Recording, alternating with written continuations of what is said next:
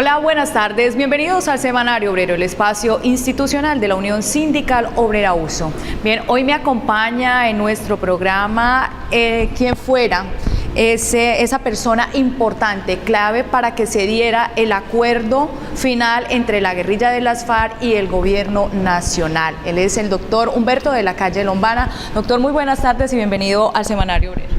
Buenas tardes, Lina. Estoy encantado de estar aquí en Semanario Obrero, en compañía, como lo acabo de hacer, de dirigentes sindicales, entre ellos de la Unión Sindical Obrera, en un foro bastante interesante sobre distintos temas, entre otros el papel del sindicalismo. Claro que sí. Precisamente usted también vino a hablar, obviamente, pues de paz y posconflicto. ¿Cuál fue como ese sentido que usted pudo percibir de la comunidad de Barranca Bermeja en torno a este tema?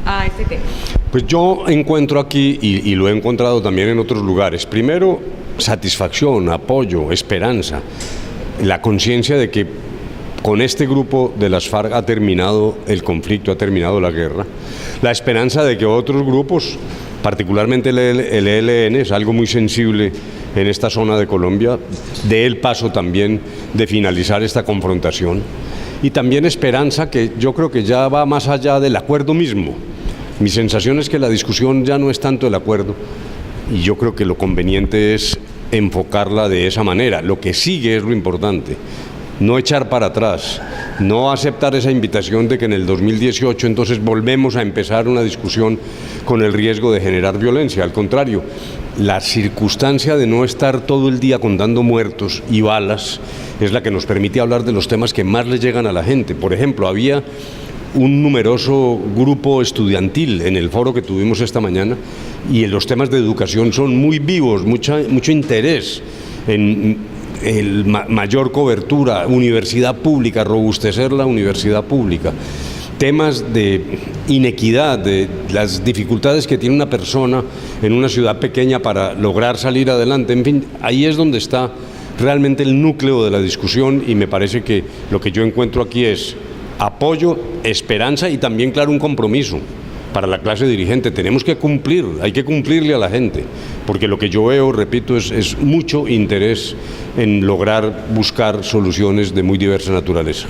Bien, con la firma del acuerdo, doctor, ¿en cuánto ha disminuido la cifra de asesinatos en Colombia en cuanto al conflicto armado? No, pues fíjese lo siguiente, Lina. Desde el momento en que se declaró el cese de fuego bilateral, que fue hacia agosto, encontramos que el número de víctimas de la confrontación con las FARC, de víctimas mortales, es cero.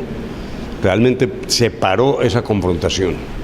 Luego, también han bajado las cifras de homicidio, más en unas ciudades que en otra. Todavía son cifras altas. Dijéramos, le cuento, el promedio, que es de 20 y pico homicidios al año por cada 100.000 habitantes, es más alto que algunos países latinoamericanos, pero está en el promedio o por debajo del promedio. Claro que esto varía según las zonas. Luego, yo sí veo un proceso de pacificación, de disminución drástica del secuestro. Yo creo que vamos por el buen camino, pero es que por eso hay que preservar lo que sigue, que es aprovechar la oportunidad que da el fin del conflicto para satisfacer necesidades de muy diversa índole, para que haya una discusión más racional en Colombia, más constructiva, más hacia el futuro. Doctor Humberto, usted hablaba en el conversatorio sobre unos temas muy coyunturales, sobre todo en la región del Magdalena Medio y en Barranca Bermeja. Es la posible puesta en marcha de los yacimientos no convencionales, más conocidos como el fracking. Usted hacía un planteamiento muy importante. Sí, dijéramos que los técnicos lo que nos dicen es: hay posibilidades. Esta cuenca del Magdalena Medio tiene una riqueza ahí que está presente, que podría ser explotada a través de este mecanismo novedoso del fracking, pero al mismo tiempo también hay preocupaciones de las comunidades, y no solo aquí, sino en general en el mundo. Un biólogo que intervino en el conversatorio dijo una cosa muy interesante: si los norteamericanos en algunos sitios impulsan el fracking es porque conocen su geología, conocen lo que está debajo. En Colombia no tenemos ese conocimiento y no podemos dar un salto al vacío, porque están de por medio los acuíferos, la preservación del medio ambiente. Por lo tanto, lo que primero hay que tener es certeza Entonces me parece que aquí se abre una discusión muy importante en Colombia sobre ese aspecto y otros de la industria extractiva, porque me parece que no solo se limita a esto. También hay unos conflictos sobre uso del suelo, han venido proliferando consultas populares en los municipios que dicen no a la minería. Del otro lado está la necesidad del Estado colombiano de contar con recursos para luchar contra la pobreza y contra la desigualdad. Eso significa que hay distintos puntos de vista y me parece que lo que tenemos que hacer es ahora también, a base de diálogo, como lo hicimos con este grupo guerrillero, una enorme discusión ciudadana sobre el camino que debemos seguir y en todo caso no tomar riesgos y aplicar un principio de prevención. Bien, la paz debe ir ligado desde luego con la justicia social y esto para enmarcar la posición que ha asumido el presidente de Ecopetrol de decir, bueno, si tenemos yacimientos no convencionales o si hacemos práctica del fracking, muy seguramente habrá modernización de la refinería. No, si dijéramos que esa es una discusión compleja, yo lo que veo es mucho interés y dijéramos compromiso muy serio de la comunidad en Barranca con la modernización de la refinería. Y por otro lado, pues técnicos que sostienen las dificultades de viabilidad, particularmente en este momento. Me parece que es un tema que ahí está, aquí se sostiene la tesis de que fue una promesa presidencial y por lo tanto lo que creo es que hay que establecer un mecanismo de relacionamiento entre las decisiones del gobierno y los intereses y anhelos de la comunidad, una discusión renovada sobre qué posibilidades hay alrededor de este tema. Bien. Otro aspecto, usted hablaba de la violencia sindical que aún se registra en el país, en el marco de todo lo que tiene que ver con el tema de paz.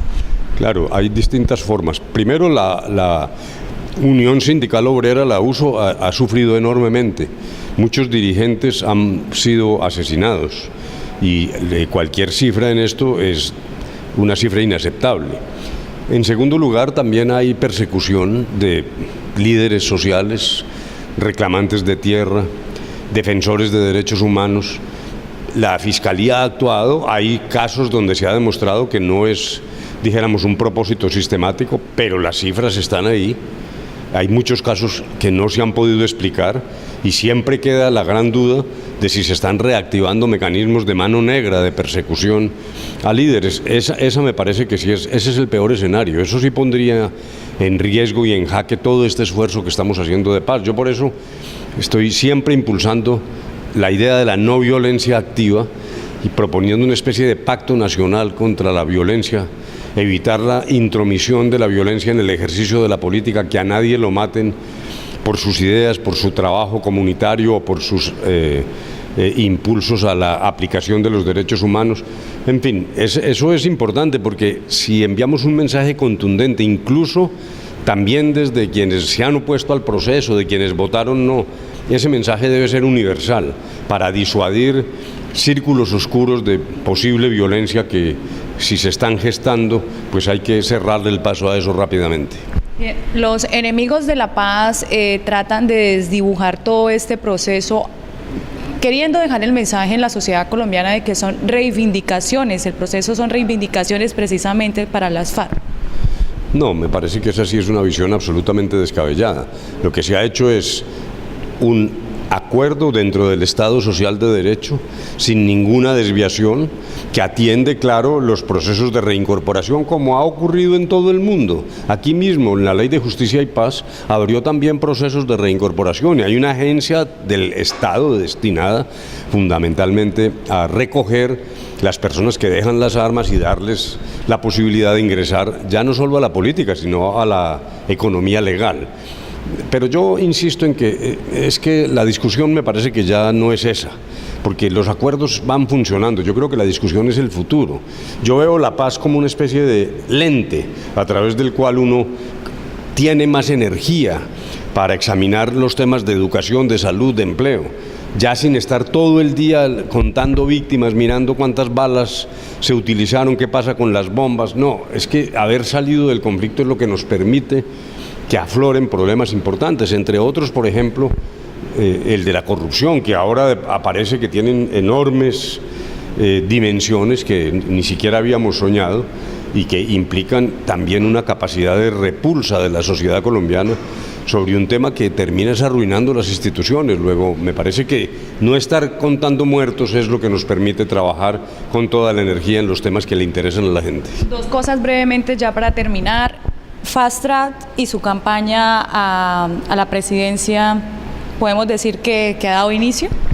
No, sobre el Fast Track, no dijéramos que es ¿qué busca el Fast Track? Que haya ejecución y cumplimiento rápido de los acuerdos y que esa implementación, ese desarrollo legal sea genuino en el sentido de que corresponda a lo que se pactó. No, pues yo estoy oyendo en todo el país muchas invitaciones a una candidatura. Yo tengo que tomar una decisión rápidamente. Claro que cuando veo cómo actúan con mentiras y tratan de devolver la historia y permanecer en la violencia, pues uno se entusiasma y sí le da deseos de dar el paso en la defensa de lo que creo que es el camino correcto para Colombia. Doctor Humberto, muchas gracias por habernos acompañado en el Semanario Obrero y desde luego siempre bienvenido a Barranca Bermeja. Pues mil gracias, Lina, gracias al Seminario Obrero y a la ciudadanía de Barranca, porque lo que he sentido es un gran cariño en las múltiples reuniones que he tenido en la mañana de hoy. Bien, es entonces el mensaje del doctor Humberto de la Calle Lombana, quien fuera negociador plenipotenciario en la firma del acuerdo entre el gobierno nacional y la guerrilla de las FARC en todo este proceso de paz. Vamos a la pausa y ya regresamos con más información al informativo de la clase obrera.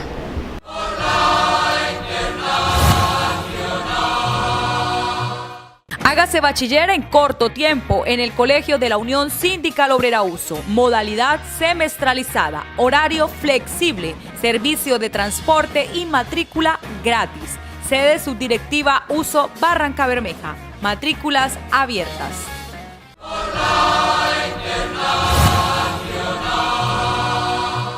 César Loza, presidente de la Junta Directiva Nacional de la USO, nos entrega un informe de lo que fue la 18ª Asamblea Nacional de Delegados, máxima autoridad del sindicato, y las conclusiones de este encuentro.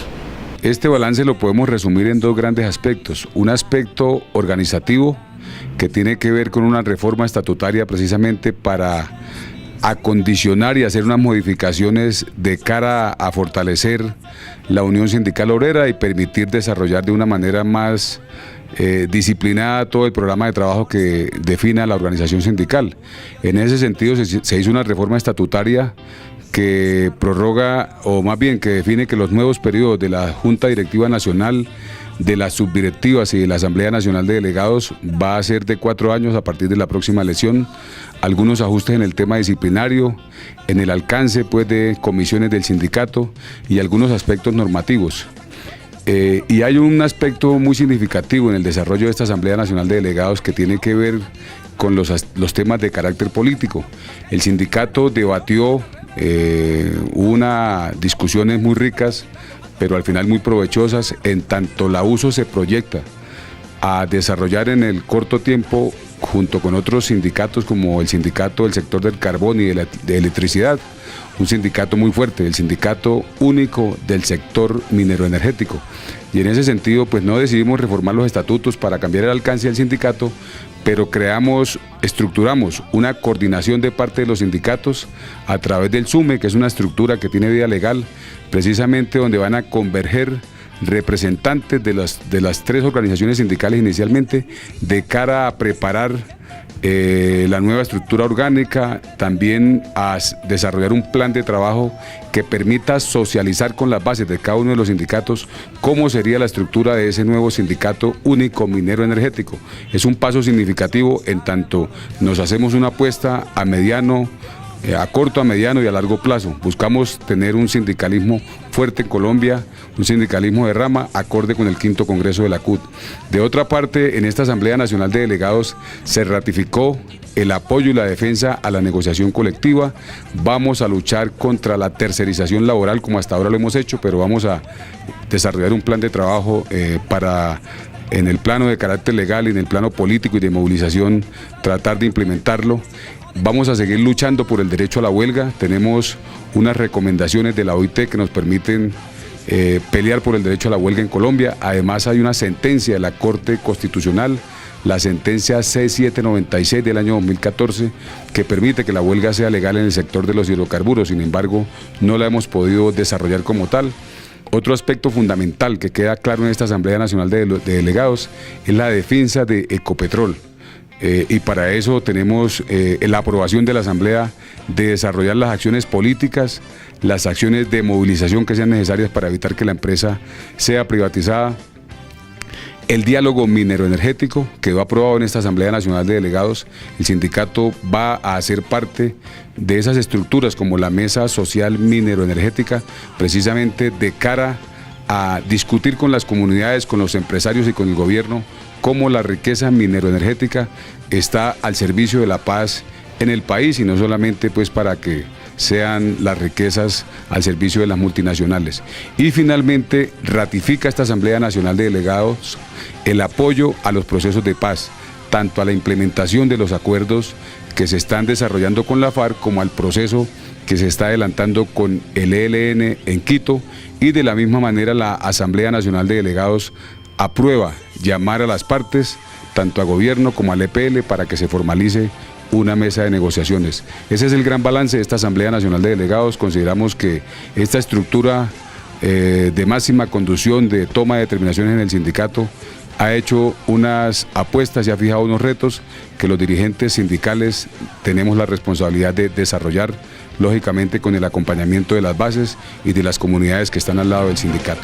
Ahora veamos los últimos sucesos que han acontecido en la subdirectiva Uso Cartagena, con los informes de Maite Pérez. Se realizó en Cartagena durante los días 27 y 28 del presente mes el Congreso Nacional de Salud y Seguridad en el Trabajo, con la participación del sector sindical de Colombia, en donde se visibilizó la situación de salud laboral y el papel del movimiento sindical en la defensa de ese derecho. De la corporación, con la USO, ha venido trabajando fuertemente en esos temas, tratando de hacer unidad de acción con todos los sindicatos del país, tanto los sindicatos pequeños como los sindicatos fuertes, igual que con la academia. Y hemos hecho varios eventos. Hemos hecho 4 encuentros nacionales de actividades de alto riesgo, y en esta oportunidad decidimos con todos los demás sindicatos meterle duro a hacer un encuentro nacional que conmemore el 28 de julio. Y el tema que escogimos pues fue el tema de la actividad de alto riesgo y el tema de la enfermedad laboral. En el marco del Congreso, además, se hizo un homenaje a las víctimas de las malas condiciones laborales de seguridad en el trabajo del país, específicamente del Guavio, y los 21 muertos tras el desplome de un edificio en la ciudad de Cartagena. Pues recordarles que a la fecha 28 de julio, hace exactamente 34 años, hubo un gran desastre donde se vieron involucrados 134 trabajadores en la represa del Guavio. Pues esto dio lugar a incentivar a los trabajadores, al ministerio, a los entes de control, al mismo gobierno nacional, a trabajar de una manera más segura. Pues los gremios, los sindicatos hoy toman la bandera de este tema y se monta el Congreso Nacional de Seguridad y Salud en el Trabajo, primero como para conmemorar la temática de esos trabajadores que dieron la vida en esa represa, y no quede impune y no vuelva a pasar, no haya más repetición. Segundo, tratar de involucrar a todas las organizaciones sindicales, sociales y en el mundo del trabajo a la temática del trabajo seguro. Dentro de las conclusiones se logró establecer que uno de los sectores con más riesgo en Colombia es el petroquímico, y aunque ha habido un aumento en los accidentes y enfermedades, no se puede precisar una cifra real debido a que muchas empresas contratistas no reportan sus novedades. En la actualidad hay un subregistro, porque con el tema del cambio de las formas de contratación, y me refiero a la tercerización, estas empresas subregistran, o sea, no registran los accidentes mortales y menos registran los accidentes comunes, los no mortales, los que son de pérdida de daño físico o lesiones personales, leves o graves, y prefieren enviar a los trabajadores a médicos particulares para no reportar ante las autoridades competentes los accidentes, porque Ecopetrol maneja una política castigadora y los obliga a que hagan sus registros. Ecopetrol, cuando son reportados los accidentes, eso afecta la calificación del contratista y por ende ellos no corren el riesgo de que no los vuelvan a llamar o a contratar. Se propuso además copiar e implementar modelos de seguridad de empresas internacionales que han podido reducir el riesgo de enfermedades y accidentes debido a un plan continuo de seguridad laboral. Pues estamos tomando las buenas prácticas de empresas internacionales, traerlas acá, pero el gran problema no es traerlas, sino enfatizarlas. Hemos cogido una mala dinámica a través del ministerio, a través de los órganos de control, de copiar y pegar sin por lo menos revisar toda la temática en ley de salud y seguridad en el trabajo. La idea es implementarla, pero implementarla de la mejor manera, con lo que tenemos, con lo que nos acontece, con lo que nos sugieren nuestros trabajadores. Escucharlo a través de los comités paritarios, a través de los comités de convivencia y tratar de conseguir productividad, pero una productividad sana, limpia y segura. La Unión Sindical Obrera es un sindicato bandera en el tema de seguridad y salud en el trabajo, por lo que anualmente se vincula a estos eventos con el fin de dar a conocer los avances en materia de seguridad y analizar los nuevos riesgos con el objetivo de plantear soluciones que permitan mitigarlos. La USO es líder en la búsqueda de soluciones, en la búsqueda de acuerdos para evitar que ocurran accidentes, para mantenerlos controlados, pero sobre todo para evitar que los trabajadores se enfermen. Los trabajadores agradecieron por ser tenidos en cuenta para participar en este congreso. Bueno, el evento es un evento extraordinario. Yo creo que yo recomendaría de que se hiciera más a menudo, ¿no? Para siempre a nivel nacional, no solamente en Cartagena, en otras sedes de la USO, en otras sedes de la CU, se debe llevar a cabo con más frecuencia este tipo de trabajo para recordarnos de que la seguridad en el trabajo es lo más importante que hay para todos los obreros.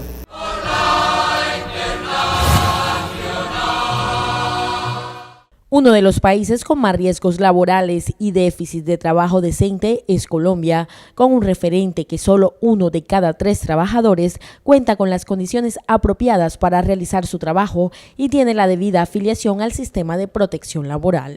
Bueno, Colombia tiene un déficit grande de trabajo decente, referido o signado por varios aspectos o varios indicadores. Uno de los indicadores que más determina que en Colombia haya déficit de trabajo decente es todos los temas que comprenden la protección social, entre ellos los riesgos laborales. En general decimos que de cada 3 trabajadores, solo 1 está con protección social integral, es decir, 2 están sin protección, que es fundamentalmente todos los trabajadores del sector informal y algunos tercerizados, incluso algunos trabajadores del sector mal llamado la economía formal, pero que por alguna razón no están dentro del sistema de protección social. Podemos reafirmar que hay estructuralmente durante más de 40 años una exclusión de la población laboral a todos los sistemas de protección social, en particular al sistema de riesgos laborales. Dentro de las profesiones u oficios con más riesgo se cuentan las empresas petroquímicas y los sectores del campo y la minería. El que causa más muerte, por supuesto, son los riesgos de seguridad, especialmente la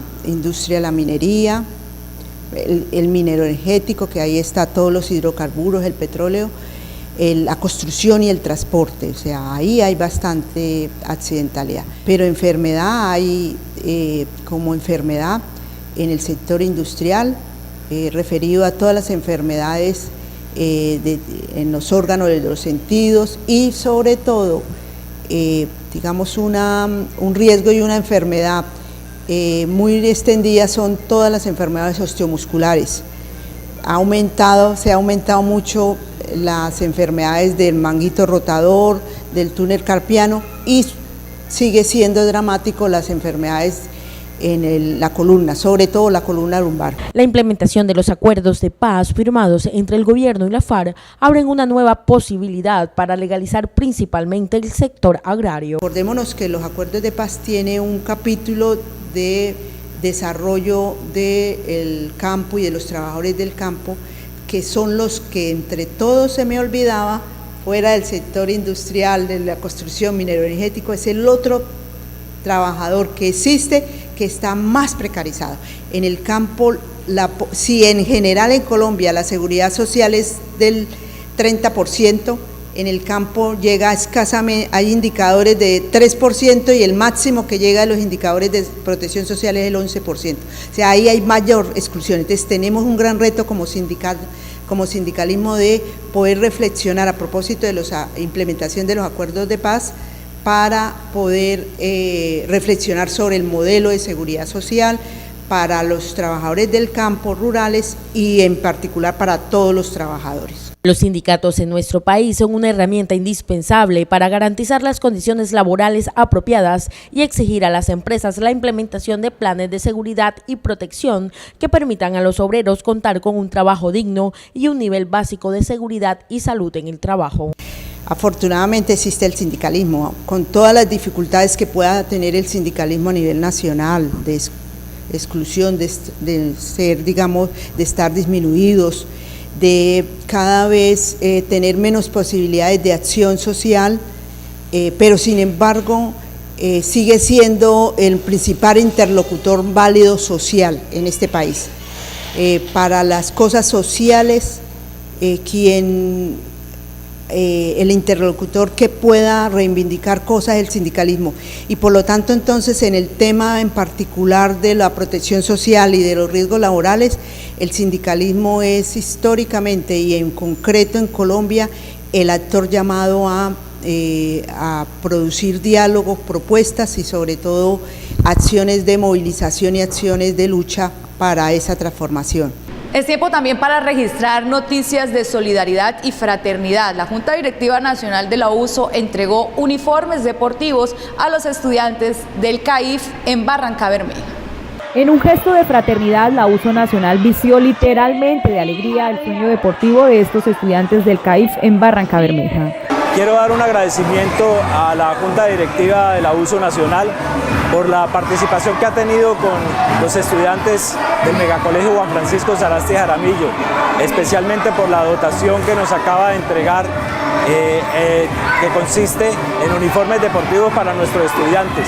Trabajando juntos podemos hacer cosas por todos los oprimidos de la tierra, y una manera es manifestarse a través de actos no solamente de generosidad, sino de colaboración y de participación social, como es dotar a estos niños de uniformes deportivos para que puedan desarrollar en su vida actividades sanas, actividades recreativas que nos van a hacer que ayudemos a transformar la sociedad.